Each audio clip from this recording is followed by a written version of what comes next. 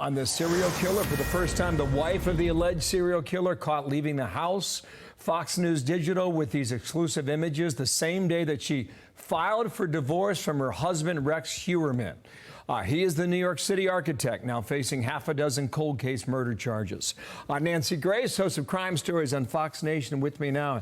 Nancy, good morning to you. Learning a few more details. Apparently, he had two of these vehicles that he kept in a small town of Chester, South Carolina, which, if you look at a map, I mean, it's south of Charlotte, it's west of Columbia, it's pretty much farm country, as it appears to me, very rural. What do you make of that? And also, I want to know what you make of the search thus far about what we think we're learning about his home 45 minutes east of New York City.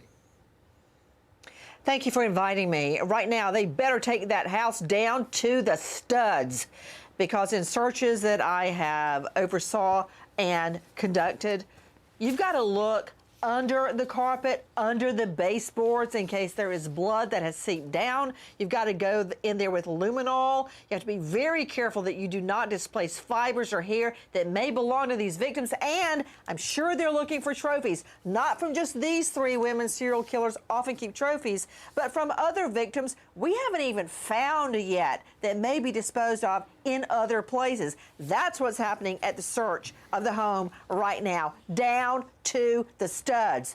It only took her 6 days after the shock arrest to file for divorce. She processed that pretty quickly. I'm talking about Heuermann's wife, who apparently had no idea what was going on.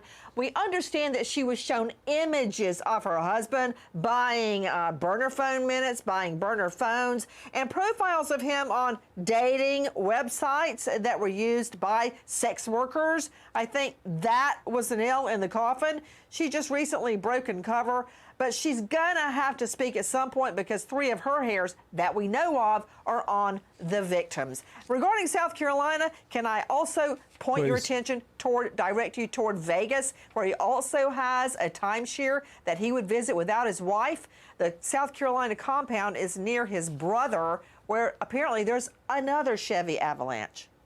Well, in Nevada, you're saying? In addition to the two? Vegas. Yeah, in addition to the two in South Carolina. Yes, he has a timeshare in... Yes, he's got a compound in South Carolina, and I've looked at the entry. It says, no trespassing, don't enter without a warrant, and a skull and crossbones. He doesn't want you to come in there, and apparently, according to neighbors there, he's trying to buy up the area for more, what? Rural area? I would be very carefully looking at that area with ground-penetrating radar to see if the dirt had been disturbed. But also, he's got a timeshare in a luxe place out in Vegas where he would visit without his wife and children. When asked in a 2017 deposition, you go there for business or pleasure, sir? He says, I guess you could call it pleasure. Man, I would be all over that like a cheap suit. I want to quote Amanda as the sister, apparently, of one of the victims here. Her name is Melissa Barthelemy. I think I'm saying that right. On these taunting phone calls, she said, he knew my name. He knew what I looked like. In the final call, he said he'd kill her. And that's the statement that she has given investigators for some time, Nancy. You know, very quickly, this victim's sister got a call from the killer.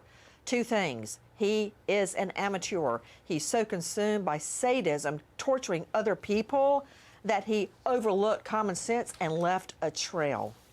Well, Nancy, more to come on this. Really feels like we're in the early days of this, and we'll talk again very soon. Nancy Grace, thanks. I'm Steve Ducey. I'm Brian Kilmeade. And I'm Ainsley Earhart. And click here to subscribe to the Fox News YouTube page to catch our hottest interviews and most compelling analysis.